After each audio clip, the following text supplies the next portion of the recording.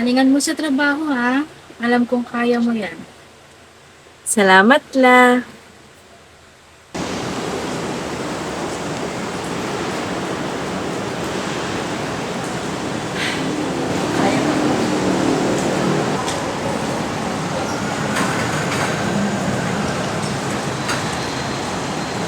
First day mo eh. Good luck ha. Hindi mga tao dito.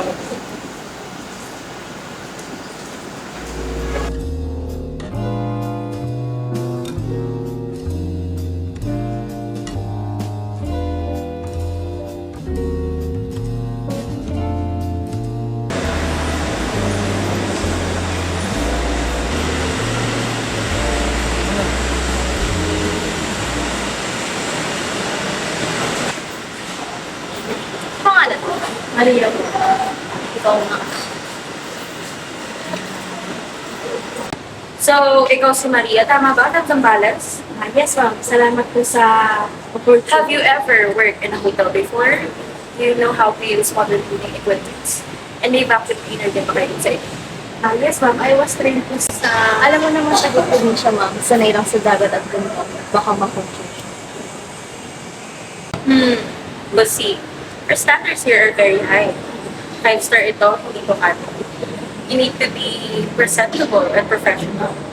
Naintindihan mo naman yun. Ako ma'am, marunong po ako. I finished high school with honors po. Education is different from etiquette, Iha. How? I'll show you your duties.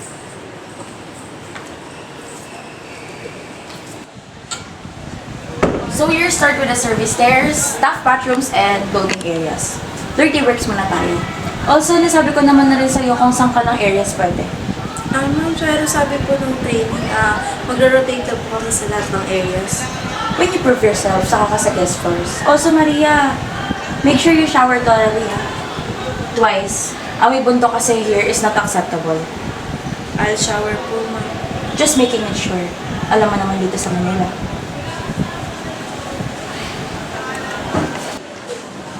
Uy, okay ka lang? Oo, sanay na ako. Sama na talaga, no? Ako nga pala si Liza. Hi Maria. Pwede makiupo?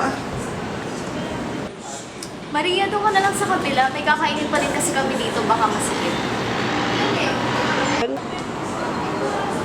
Buti na lang, hindi siya sa main dining. Baka matakot yung guest pag nakita siya. Totoo, kala siguro nila taga National Geographic. Hay nako, tama na yan. Bakit? Totoo naman, di ba? No?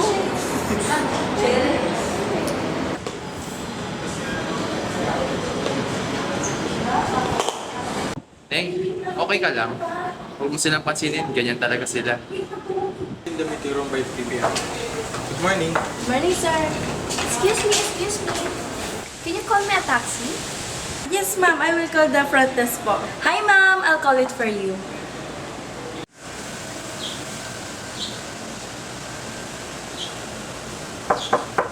Housekeeping.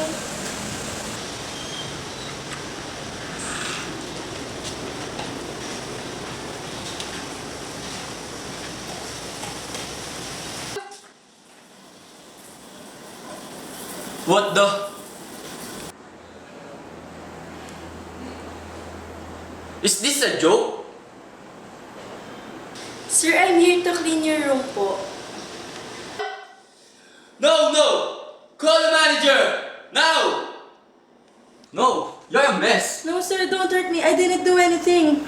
No, you're filth. Excuse me, sir. Is there any problem here? Yeah, there's a big problem. Look at her. What is she? Some kind of native?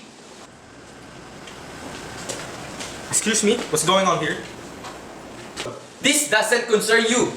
Sir, I'm a professional housekeeper po. That's completely unacceptable. You can't speak to her like that. Maria, bumalik ka sa storage room. I'll handle this. But ma'am, I didn't do anything wrong. Now! Hindi ka nakikinig! But ma'am, I need this job.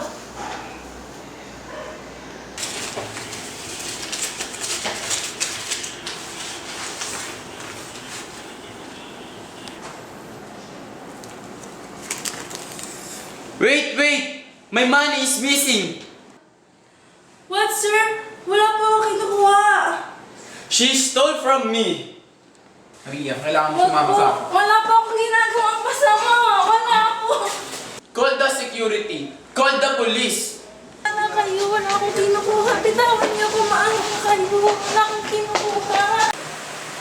Mr. Morrison, we deeply sincerely apologize for this incident.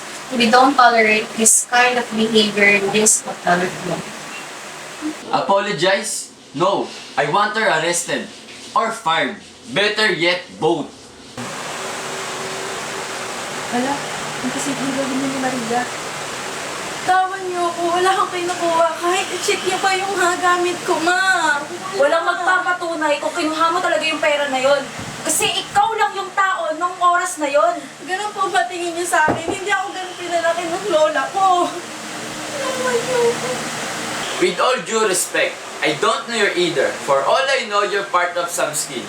This is what these people do. They work in groups. Please, everyone, settle down. I believe, Maria, there's a misunderstanding here. Yes, ma'am. It's misunderstanding and I can prove it. Maria, for the peace of our guests and to protect the hotel's reputation, I am sorry, but I have to let you go effective and immediately. Pero inosente ako, ma'am. Wala kayong ebidensya. Hindi ako pinag-aral ng lola ko para lang bastusin nyo.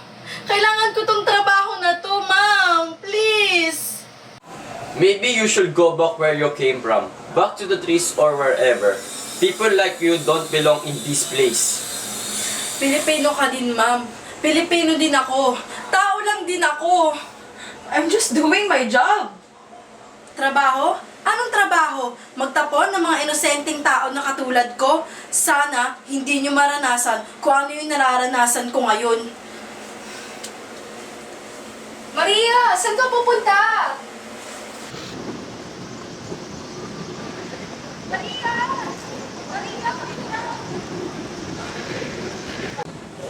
Maria, naniniwala ko di mo kayang gawin yun.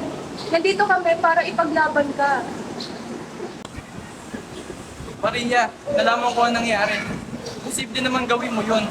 Alam ko naman na hindi mo magagawa yun. Para saan pa? Kung ignoro nila akong hayop at ang tingin nila sa akin ngayon ay kriminal. Maria, iintindihan ka namin.